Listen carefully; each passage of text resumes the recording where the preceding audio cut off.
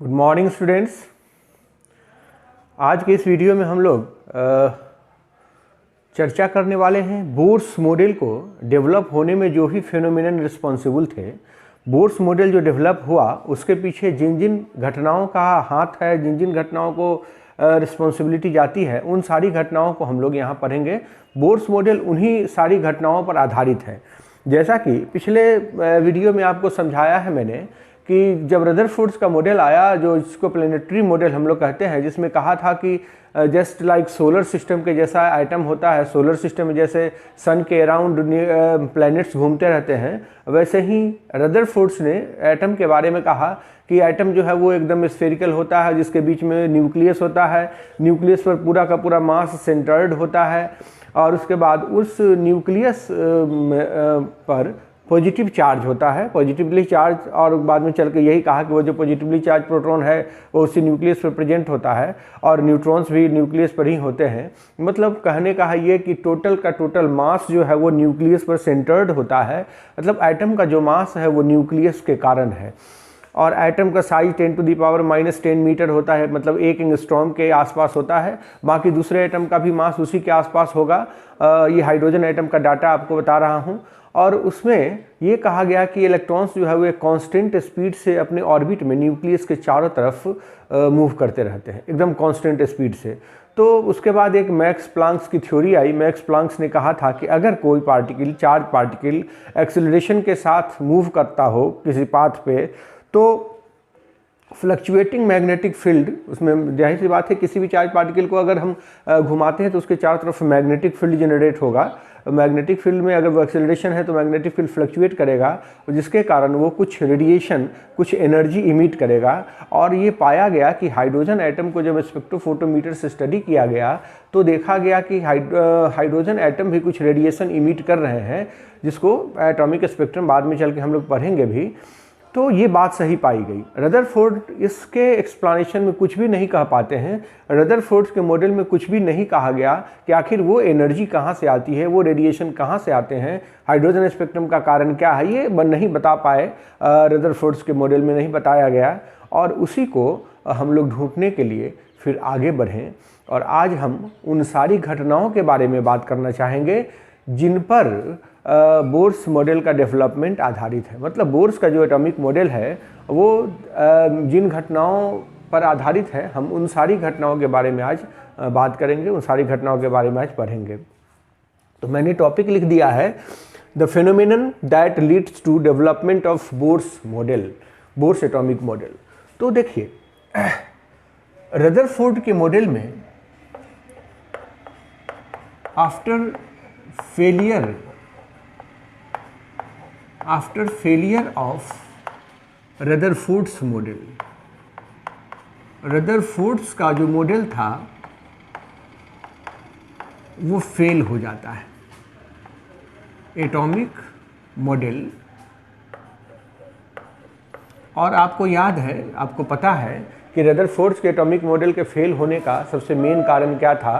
वो था कि जो स्पेक्ट्रम मिलता है, जो एनर्जी रिलीज कर रहा है एटम, उस एनर्जी के रिलीज करने का कारण क्या है ये नहीं बता पा रहे थे रदरफोर्ड, इसलिए उनका मॉडल जो है वो फेल हो जाता है। लेकिन उसके बाद बहुत सारी ऐसी घटनाएं हुई जो रदरफोर्ड के मॉडल को और भी ज़्यादा चैलेंज किया। Fords atomic model many other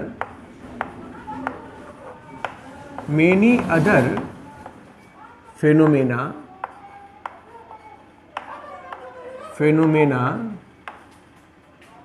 are observed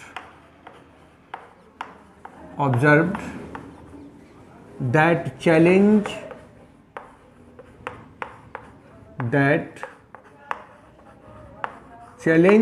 the Rutherford's model.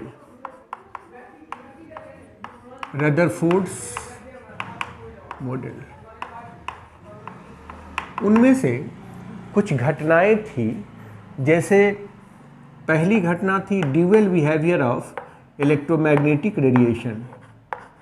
Dual behaviour of electromagnetic radiation. हम इस पर बात करेंगे, dual behaviour of electromagnetic radiation. पहली घटना थी ये ड्यूअल बिहेवियर, और इस घटना से बोर्स के मॉडल को, रदरफोर्ड के मॉडल को बहुत चैलेंज मिला। इस घटना के बाद रदरफोर्ड का मॉडल जो है वो ऐसा नहीं हुआ कि उस पर बहुत ज़्यादा लोग भरोसा करते। रदरफोर्ड के मॉडल को बहुत बड़ा चैलेंज मिला इस घटना से। दूसरी घटना थी atomic spectrum. Atomic spectrum,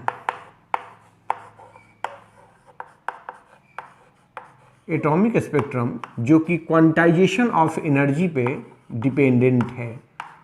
quantization of energy, quantization of energy, that is the certain energy gap, certain energy gap between two energy levels। दो एनर्जी लेवल्स के बीच में सर्टेन एनर्जी गैप होता है, और उस गैप को हम क्वांटाइजेशन कहते हैं, इसी को क्वांटाइजेशन कहेंगे हम। और क्वांटाइजेशन जो है वो भी रदरफोर्ड के मॉडल को चैलेंज करता है। तो इन दोनों घटनाओं को हम लोग बारी बारी से पढ़ लेते हैं। पहला, dual behaviour of electromagnetic radiation. Dual behaviour of electromagnetic radiation. Electromagnetic radiation का ड्यूअल बिहेवियर हम लोग पहले पढ़ लेते हैं। जैसे सनलाइट जो है वो हमारा इलेक्ट्रोमैग्नेटिक रेडिएशन है। सनलाइट जो है वो है इलेक्ट्रोमैग्नेटिक रेडिएशन। Electromagnetic radiation. इस इलेक्ट्रोमैग्नेटिक रेडिएशन के बारे में क्लासिकल मैकेनिक्स जो न्यूटन ने दिया था, इन क्लासिकल मैकेनिक्स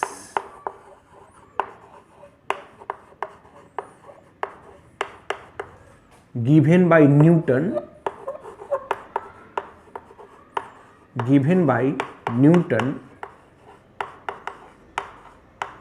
जो इलेक्ट्रोमैग्नेटिक रेडिएशंस हैं, electromagnetic radiations are supposed to possess particle nature। Electromagnetic radiation जो है वो पार्टिकल नेचर प्रोसेस करता है। इलेक्ट्रोमैग्नेटिक रेडिएशन में पार्टिकल नेचर होता है, ये कहा न्यूटन ने। इसका यह मतलब हुआ कि ये जो रे है इलेक्ट्रोमैग्नेटिक रेडिएशन, वो ओबे करेगा मोशन के नियम को।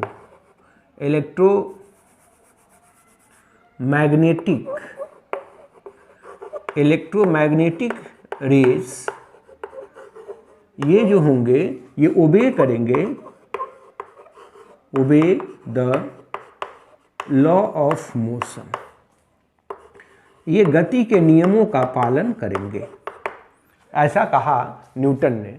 न्यूटन ने कहा था कि इलेक्ट्रोमैग्नेटिक रेडिएशंस जो होते हैं वो बने होते हैं कार्पुस्क्यूल्स से, कंपोज्ड ऑफ पार्टिकल्स, और उन पार्टिकल्स को कहा जाता है कार्पुस्क्यूल्स। कार्पुस्क्यूल्स, ये कार्पुस्क्यूल्स मतलब पार्टिकल्स के बने हुए हैं, न्यूटन ने कहा। ये कंसेप्ट बहुत दिनों तक रहा, और तब तक रहा जब तक कि Davidson and Germer, Davidson and Germer, ये दो साइंटिस्ट हुए। Germer observed diffraction and interference, diffraction and interference, हम इन दोनों घटनाओं के बारे में बात करते हैं। Diffraction and interference. डिफ्रैक्शन का मतलब समझ लीजिए, डिफ्रैक्शन है क्या? डिफ्रैक्शन, इसके बारे में कहा जाता है बेंडिंग ऑफ लाइट। डिफ्रैक्शन का लिटरल मीनिंग हुआ कि bending of light when strikes with an obstacle, strikes with an obstacle. जब ये किसी ऑब्स्टेकल से टकराता है तो ये मुड़ जाता है, इसमें बेंडिंग हो जाती है, इसको डिफ्रैक्शन कहते हैं। आप ऐसे समझ लीजिए कि जब कोई टॉर्च की रोशनी हम किसी दीवार पे डालते हैं तो दीवार का पूरा दीवार जो है वो रोशनी से भर जाता है। मतलब जिस जगह ऑब्स्टेकल से वो टकराता है वो टॉर्च की रोशनी, वहाँ से वो मुड़ के पूरे दीवार पे फैल जाता है। दिस इज डिफ्रैक्शन, ये डिफ्रैक्शन पैटर्न हुआ। तो क्या गौर कीजिए कि हम एक पत्थर का टुकड़ा जो कि पार्टिकल है उसको हम दीवार पे मारते हैं, क्या वो छोटे छोटे टुकड़ों में बदल के और वो पूरे दीवार पे फैलेगा? नहीं फैलेगा, कभी नहीं फैलेगा। इसका मतलब हुआ कि अगर कोई पार्टिकल है तो उसमें बेंडिंग नहीं होगी, उसमें बेंडिंग नहीं होगी। और यहाँ बेंडिंग हो रही है इलेक्ट्रोमैग्नेटिक रेडिएशन में, इसका सीधा मतलब है कि इसमें वेव नेचर है, इसमें पार्टिकल नेचर नहीं है, इसमें वेव नेचर है। बेंडिंग वेव में ही हो सकता है। तो कहता है कि अगर कोई रेडिएशन किसी ऑब्स्टेकल से टकराए और वो छितरा जाए, डिफ्रैक्ट हो जाए, ऐसे वो मुड़ जाए, तो हम इसको कहेंगे डिफ्रैक्शन। ये डिफ्रैक्शन हुआ। और डिफ्रैक्शन जो है वो किसी पार्टिकल की प्रॉपर्टीज नहीं हो सकती है। Diffraction can not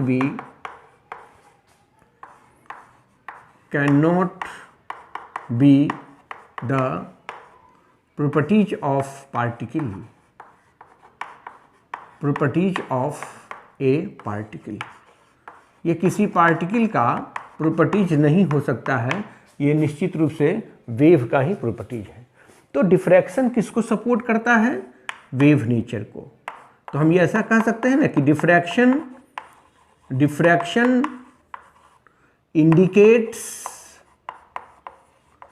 indicates about the wave nature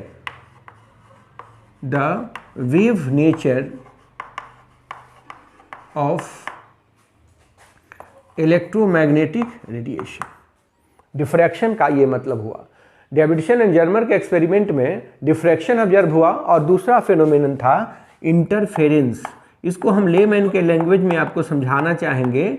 interference का लिटरल मीनिंग होता है intermixing of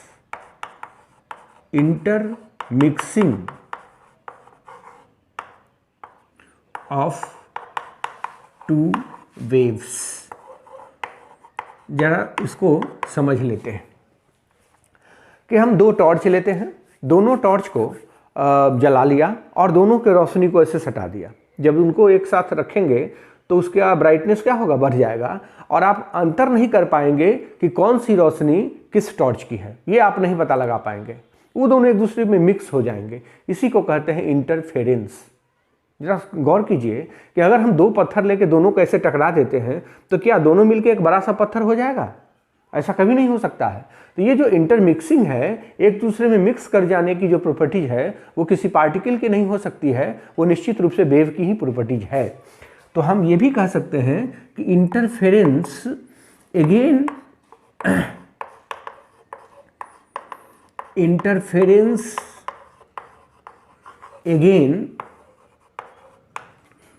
indicates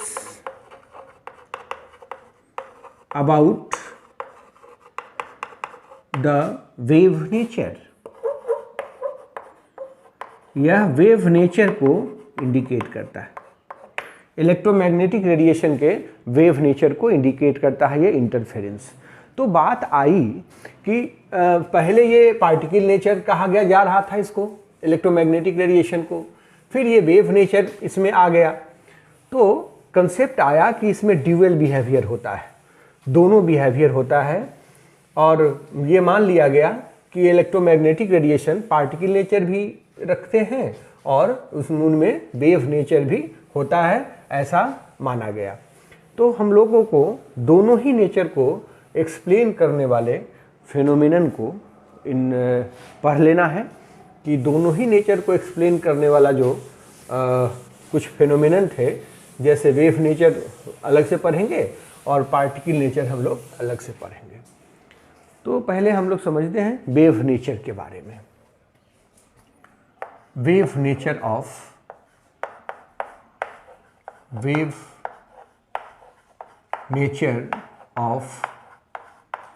electromagnetic radiation. Electromagnetic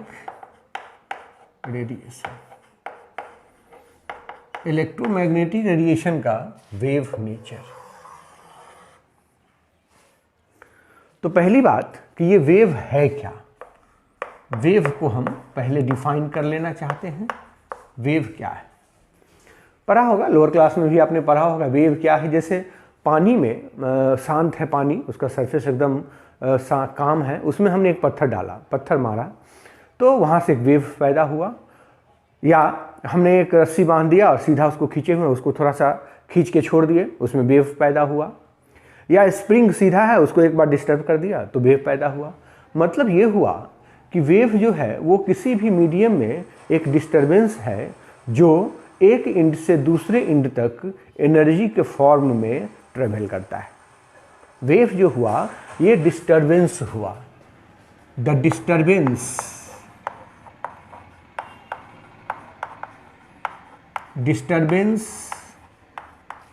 in a medium that travels from one end to another end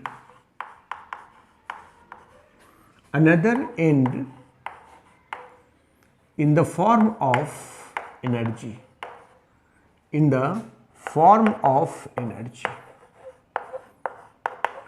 इसको हम वेव कहेंगे।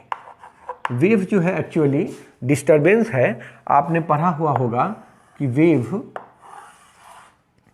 जैसे ऐसे ट्रैवल करता है, ये ऐसे ट्रैवल करता है, ये वेव का प्रोपेगेशन हुआ। ये जो मैक्सिमम, इसको कहते हैं मीन पोजीशन। ये जो हुआ ये कहलाएगा मीन पोजीशन,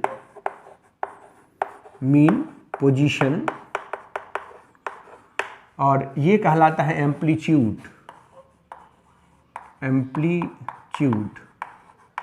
और यहाँ से यहाँ तक एक कंप्लीट साइकिल कहलाएगा। ये यहाँ से यहाँ तक एक कंप्लीट साइकिल, कहेंगे इसको। एक कंप्लीट साइकिल कहा या कंप्लीट ऑक्सीलेशन, और ए कंप्लीट ऑक्सीलेशन इसको कहा जाएगा।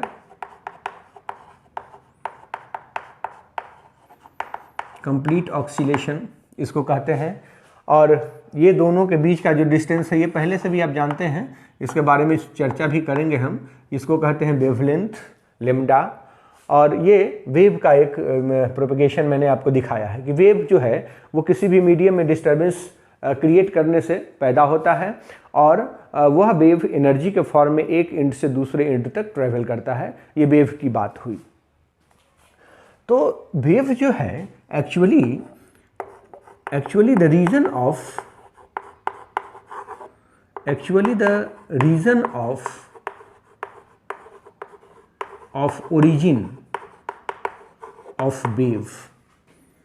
origin of wave ये है क्या,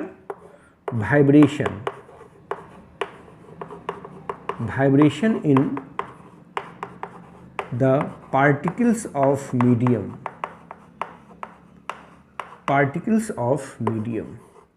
किसी भी मीडियम के पार्टिकल्स में जो वाइब्रेशन होता है उसी के कारण वेव उत्पन्न होता है। ये वेव का कारण हुआ। वेव में कहा जाता है कि वेव जो है मैकेनिकल होता है, नॉन मैकेनिकल होता है। वेव एक मैकेनिकल होता है और एक नॉन मैकेनिकल होता है।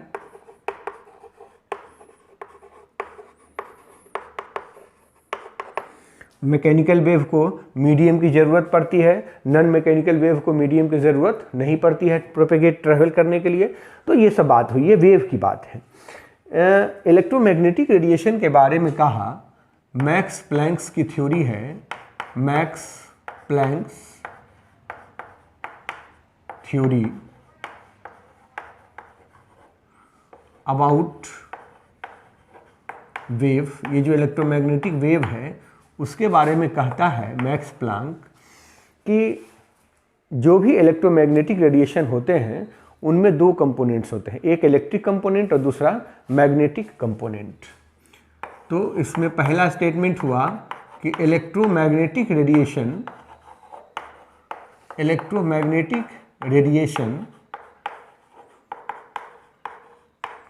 Is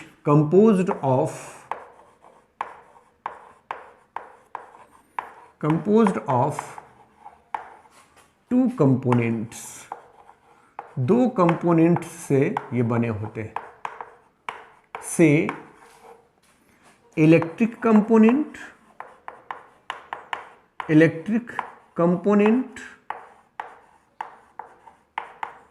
and magnetic component, electric component and magnetic component.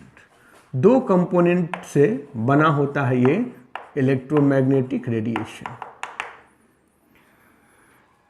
ये जो दोनों कंपोनेंट्स हैं एक दूसरे के परपेंडिकुलर प्लेन में प्रोपेगेट करते हैं कि electric component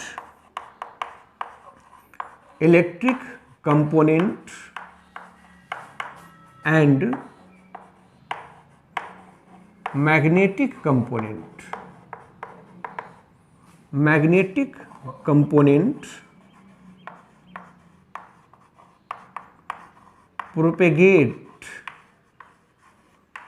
propagate in perpendicular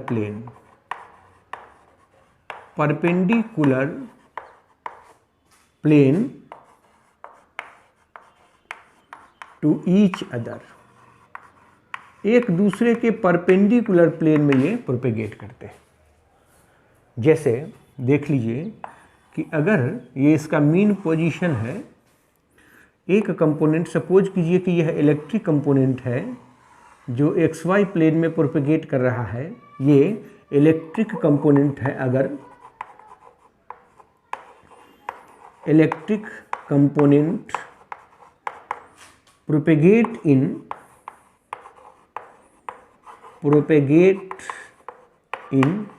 XY plane, अगर हम मान लेते हैं कि ये XY प्लेन में प्रोपेगेट करता है, तो इसका दूसरा जो कंपोनेंट होगा वो मैग्नेटिक कंपोनेंट होगा जो YZ प्लेन में प्रोपेगेट करेगा।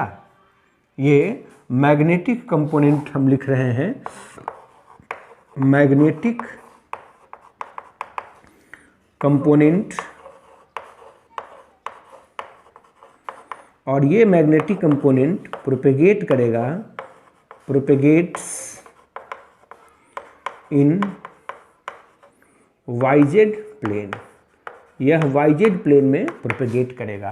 तो XY YZ का परपेंडिकुलर हुआ, ये बात आपको समझ में आनी चाहिए। ये याद रखना है कि दोनों जो कंपोनेंट्स होते हैं वो एक दूसरे के परपेंडिकुलर प्लेन में प्रोपेगेट करते हैं। XY प्लेन में अगर एक कंपोनेंट है तो दूसरा कंपोनेंट निश्चित रूप से YZ प्लेन में होगा। ये एक दूसरे के परपेंडिकुलर प्लेन में प्रोपेगेट करते हैं। जैसे किसी मैकेनिकल वेव को मीडियम की ज़रूरत होती है, ठीक उसके उल्टा इलेक्ट्रोमैग्नेटिक वेव को ट्रैवल करने के लिए किसी मीडियम की ज़रूरत नहीं है। बिना मीडियम का भी इलेक्ट्रोमैग्नेटिक वेव ट्रैवल कर सकता है। तो यहाँ ये तीसरा पॉइंट हमें लिखना है कि अगर इलेक्ट्रोमैग्नेटिक वेव ट्रैवल करेगा तो उसको ट्रैवल करने के लिए किसी मीडियम की ज़रूरत नहीं है।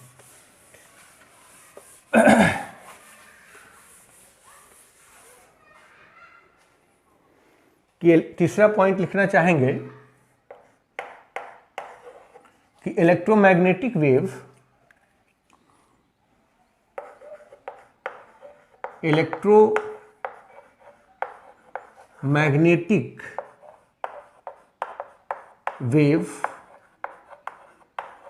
does not require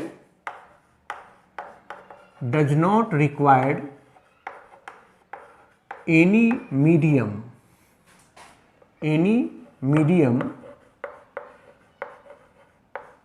to travel। उसको किसी मीडियम की ज़रूरत नहीं है ट्रैवल करने के लिए।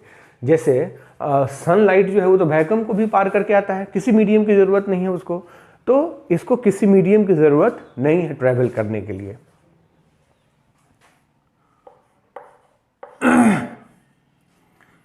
इलेक्ट्रोमैग्नेटिक रेडिएशन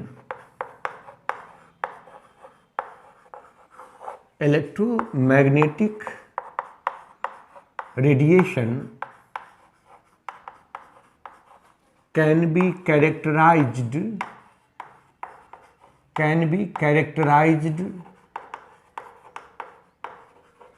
by, इनको कैरेक्टराइज करने के लिए जो टर्म्स इस्तेमाल कर सकते हैं हम, वो है टाइम पीरियड। पहला टाइम पीरियड का डेफिनेशन हुआ कि टाइम टेकन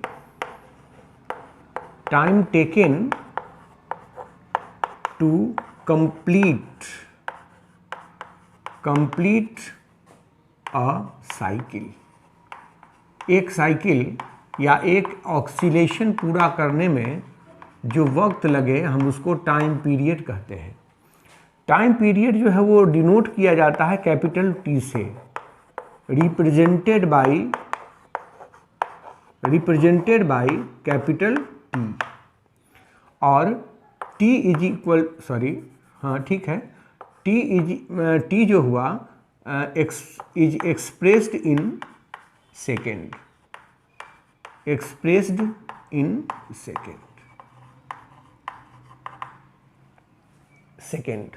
ये एक कंप्लीट ऑक्सीलेशन पूरा करने में जितना वक्त लगेगा, एक कंप्लीट ऑक्सीलेशन मैंने आपको पहले भी दिखाया है कि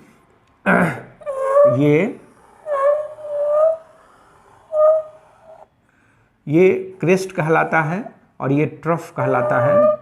ये ट्रफ है, मैं यहाँ लिख देता हूँ TROUGH, ट्रफ, और ये क्रेस्ट है, ये क्रेस्ट कहलाता है। तो यहाँ से शुरू कीजिए और यहाँ तक एक कंप्लीट ऑक्सीलेशन हुआ, ये कंप्लीट ऑक्सीलेशन हुआ।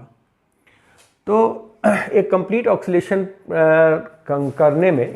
ऑक्सीलेशन करने में जितना वक्त लगता है उसको हम टाइम पीरियड कहते हैं। टाइम पीरियड को कैपिटल टी से रिप्रेजेंट किया जाता है, उसका यूनिट होता है सेकेंड। दूसरा जो टर्म है वो है फ्रीक्वेंसी।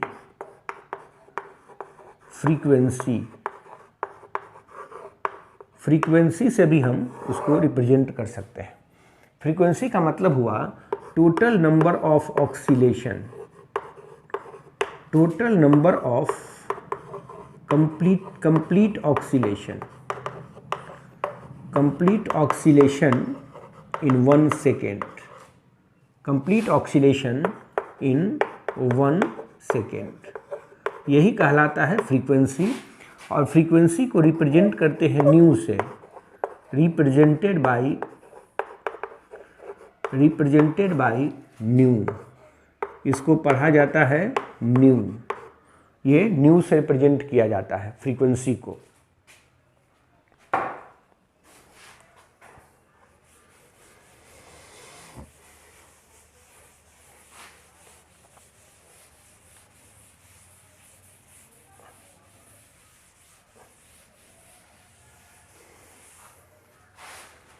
तो न्यू इज इक्वल टू हो जाएगा, फ्रीक्वेंसी जो होगा न्यू, ये हो जाएगा 1 by time period,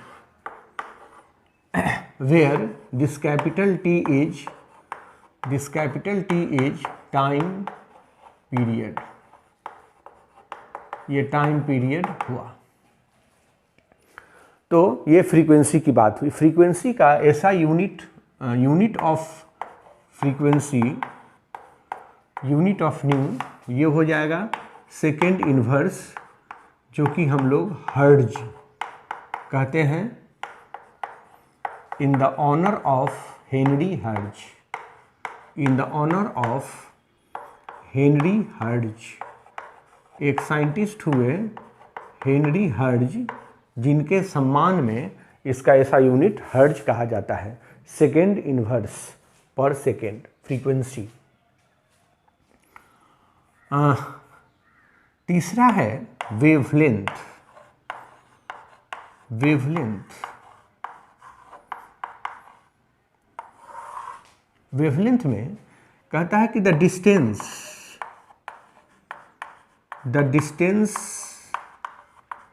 between two successive crest और ट्रफ, दो क्रेस्ट और ट्रफ के बीच का जो डिस्टेंस होगा इज द वेवलेंथ, उसको हम लोग वेवलेंथ कहेंगे। वेवलेंथ को रिप्रेजेंट किया जाता है लेम्डा से, रिप्रेजेंटेड बाय लेम्बडा, इसको पढ़ते हैं लेम्बडा, लेम्बडा, और इसका ऐसा यूनिट होता है मीटर, चूँकि लेंथ है, ऐसा यूनिट ऑफ वेवलेंथ, वेवलेंथ का ऐसा यूनिट होगा मीटर, चूँकि ये लेंथ है इसलिए, डिस्टेंस है इसलिए इसका मीटर हुआ ऐसा यूनिट। लेम्डा को ऐसे आप समझ सकते हैं कि दो सक्सेसिव ट्रफ या क्रेस्ट, ये क्रेस्ट है, ये ट्रफ है, ये क्रेस्ट है, ये ट्रफ है, तो इनके बीच का जो डिस्टेंस होगा वही लेम्डा है, इनके बीच का जो डिस्टेंस है वही लेम्डा है, ये लेम्डा है। तो लेम्डा के लिए कहा जाता है कि लेम्डा इज इक्वल टू होता है c by nu, c by nu, where this c is a speed of light in vacuum, a speed of light, vacuum में लाइट का स्पीड जो होता है वही c हम लिखते हैं यहाँ, तो c बाई न्यू ये लेम्डा का फार्मूला है। एक होता है वेव नंबर, वेव को कैरेक्टराइज करने का एक और भी टर्म है, वो है वेव नंबर।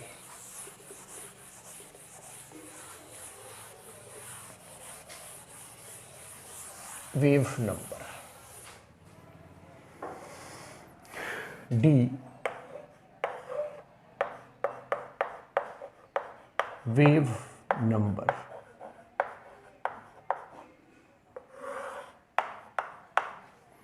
वेव नंबर का मतलब हुआ total number of waves present in 1 metre, present in 1 metre length of that wave. उस वेव के 1 मीटर लेंथ में, 1 मीटर लेंथ में जितना नंबर ऑफ वेव्स होंगे वही कहलाएगा उसका वेवलेंथ, सॉरी वेव नंबर। तो एक वेव का मतलब एक कंप्लीट वेव, एक कंप्लीट वेव का मतलब हुआ इक्वल टू वेवलेंथ। एक कंप्लीट वेव का मतलब हुआ उस वेव का वेवलेंथ के बराबर लंबाई। तो सपोज कीजिए कि लेम्डा जो डिस्टेंस हुआ, lambda metre is equal to 1 wave, ठीक है। तो 1 मीटर में कितना हो जाएगा 1 बाई लेम्डा वेव, और यही ने कहलाता है वेव नंबर, यही ने कहलाता है वेव नंबर जो डेफिनेशन लिखा है। तो वेव नंबर जो हुआ 1 बाई लेम्डा हुआ, और वेव नंबर को, wave number is denoted by nu bar, denoted by nu bar. तो nu bar is equal to हो जाएगा 1/λ, 1/λ, जिसमें न्यू बार जो है वो वेव नंबर है। इसका ऐसा यूनिट हो जाएगा, ऐसा यूनिट ऑफ वेव नंबर का ऐसा यूनिट होगा मीटर इन्वर्स, मीटर इन्वर्स। लेकिन आज के समय में सबसे ज़्यादा जो यूज होता है इसका यूनिट वो सेंटीमीटर इन्वर्स है। जब कभी कोई डाटा आप देखेंगे वेव नंबर का तो वो सेंटीमीटर इन्वर्स में ही आपको मिलेगा। But centimetre inverse is frequently used unit, frequently used unit. और यही कारण है कि कभी कभी वेव नंबर का डेफिनेशन लिख दिया जाता है कि total number of waves present in 1 centimetre length of the wave. मतलब वेव नंबर का डेफिनेशन हो गया 1 सेंटीमीटर वेव में, 1 सेंटीमीटर लेंथ में जितना नंबर ऑफ वेव्स होगा उसको हम वेव नंबर कहेंगे। और ये डेफिनेशन जो है भी कहीं कहीं लिखा हुआ होता है, क्योंकि सेंटीमीटर इन्वर्स जो है वो सबसे कॉमनली यूज्ड मेथड है, यूनिट है इसलिए। लेकिन ऐसा यूनिट उसका होता है, आप समझ गए होंगे कि इसका ऐसा यूनिट होगा मीटर इन्वर्स। ये वेव नंबर की बात मैं कर रहा था। तो वेव को अलग अलग तरीके से हम कैरेक्टराइज करते हैं, उनके लिए कुछ मैंने आपको समझाया है कि क्या क्या टर्म्स हम यूज़ करते हैं, उनकी प्रॉपर्टी से हम उनको, उनके कैरेक्टरिस्टिक से हम उनको कैरेक्टराइज करते हैं, और ये मैंने आपको दिखाया। अब बारी है कि ये वेव्स जो है, इलेक्ट्रोमैग्नेटिक वेव्स, वो तो डिफरेंट टाइप्स के होते हैं, आपने पढ़ा भी है कि उनका क्लासिफिकेशन किया जा सकता है फ्रीक्वेंसी के बेसिस पर या वेवलेंथ के बेसिस पर।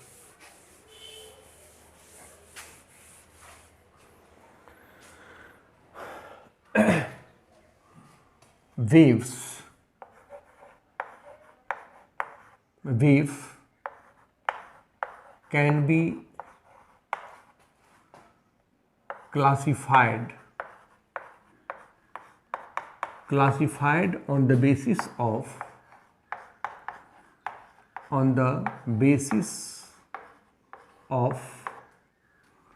frequency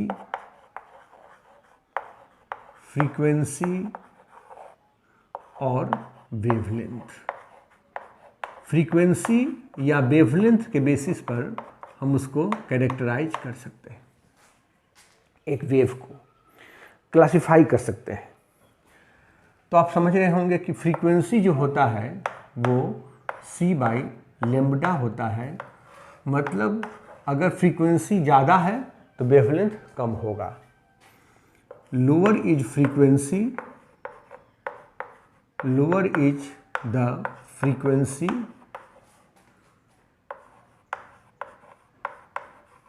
ग्रेटर विल बी या greater is the wavelength.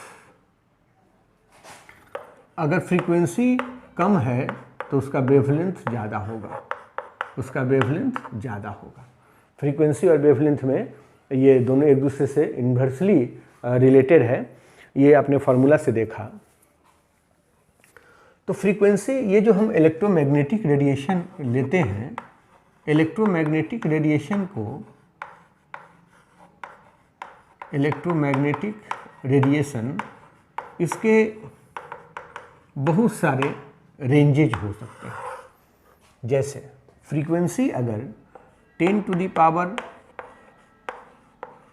Frequency अगर 10 to the power 6 हर्ट्ज है तो इसको कहेंगे radio frequency, radio frequency. Radio frequency को शॉर्टकट में RF लिखा जाता है और ब्रॉडकास्टिंग में इसका यूज होता है। ब्रॉडकास्टिंग में, जैसे आपने सुना होगा, जैसे FM हमारा चलता है तो मेगा हर्ट्ज पे, मेगा हर्ट्ज मतलब 10 to the power 6 हर्ट्ज। तो 10 to the power 6 हर्ट्ज में रेडियो फ्रीक्वेंसी मतलब हमारा FM चलता है, हमारा रेडियो ट्रांजिस्टर सेट जो है वो इसी रीजन में चलता है, रेडियो फ्रीक्वेंसी में।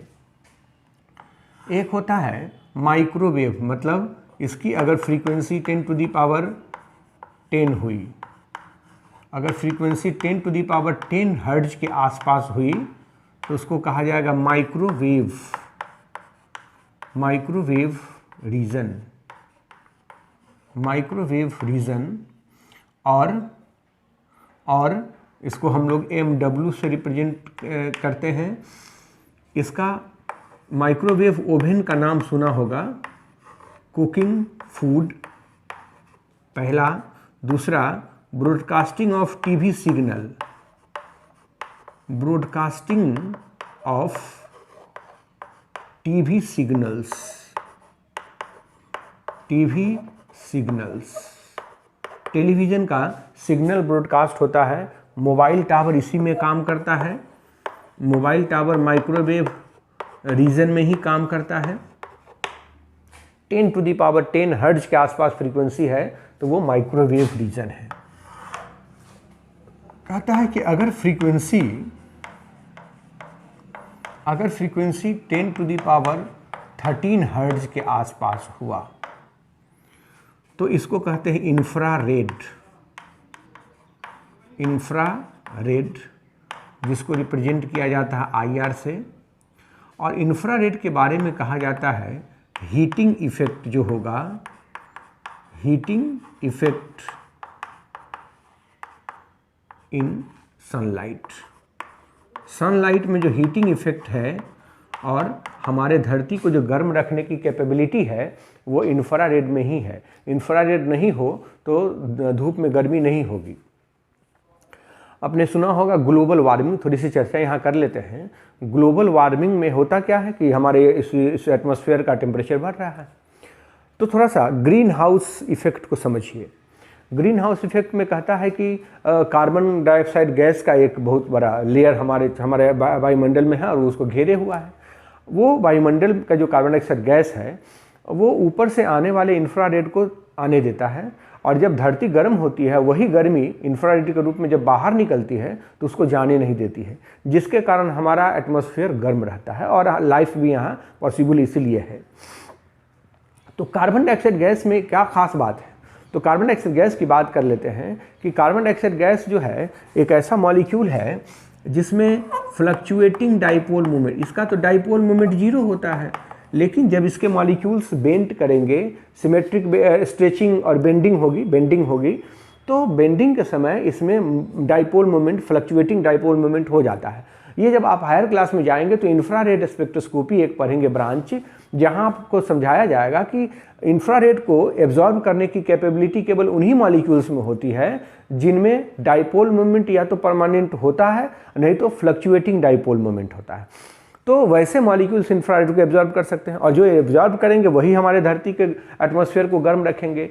तो इसका मतलब हुआ कि गर्म रखने के लिए वे सारे के सारे मॉलिक्यूल्स रिस्पॉन्सिबल है जिनमें या तो परमानेंट डाइपोल मोमेंट है या फ्लक्चुएटिंग डाइपोल मोमेंट है। तो केवल कार्बन डाइऑक्साइड गैस ही ग्लोबल वार्मिंग के लिए रिस्पॉन्सिबल नहीं है, वाटर भी जो है उसका डाइपोल मोमेंट 1.89 डिवाई होता है, तो वो भी इंफ्रारेड को एब्जॉर्ब कर सकता है। दुनिया का कोई भी मॉलिक्यूल जिसमें इंफ्रारेड एब्जॉर्ब करने की कैपेबिलिटी होती है उनमें या तो परमानेंट डाइपोल मोमेंट होता है नहीं तो फ्लक्चुएटिंग डाइपोल मोमेंट होता है। इंफ्रारेड की जो स्टोरी है बहुत ही इंटरेस्टिंग है। आपने आजकल नया समय में बहुत कुछ सुना होगा कि पॉजिटिव एनर्जी होती है, नेगेटिव एनर्जी होती है। तो पॉजिटिव एनर्जी नेगेटिव एनर्जी का भी मीटर बनाया हुआ रहता है, न्यूज़ चैनल वगैरह पे या डिस्कवरी चैनल पे आके दिखाता है कि किसी जगह अगर किसी को शंका है कि वहाँ भूत रहता है, सो कॉल भूत, अब अगर भूत होता है अगर तो वहाँ कहते हैं कि लोग नेगेटिव एनर्जी है, तो वहाँ जाते ही जैसे मीटर रखते हैं तो वो नेगेटिव साइड की तरफ मूव करता है वो इंफ्रारेड। असल में वहाँ भी इंफ्रारेड ही निकलता है। उस इंफ्रारेड के जो टेम्परेचर बढ़ता है उस टेम्परेचर को मेज़र किया जाता है उस मीटर से, और कहा जाता है कि यहाँ कुछ ऐसा है जिसके कारण टेम्परेचर बढ़ गया है। और टेम्परेचर बढ़ने के बहुत सारे कारण हो सकते हैं, वो रिसर्च का मैटर है, और वो बहुत सारी बातें हैं जिस पर से पर्दा उठ भी चुका है। आप जानते हो या नहीं जानते हो, लेकिन बहुत सारी बातें ऐसी हैं जिस पर से पर्दा उठ भी चुका है। हम नेगेटिव एनर्जी और पॉजिटिव एनर्जी की बात करते हैं जब हम बहुत जगहों पे ऐसा दिखाता है शो में कि गया वहाँ और वो जो उसका मीटर है इसको भूत मीटर कहता है, और उसमें से जो एनर्जी है वो कभी पॉजिटिव साइड चली गई है, कभी नेगेटिव साइड चली गई है। आखिर इंफ्रारेड ही है और सबकी फ्रीक्वेंसी अलग अलग है, और उसको उसके हिसाब से उन्होंने डिज़ाइन करा होगा, मैं मशीन को बनाया होगा, उसमें सॉफ्टवेयर डाला होगा, जिसके कारण हम ऐसा समझते हैं। खैर, ये दूसरी बात हुई।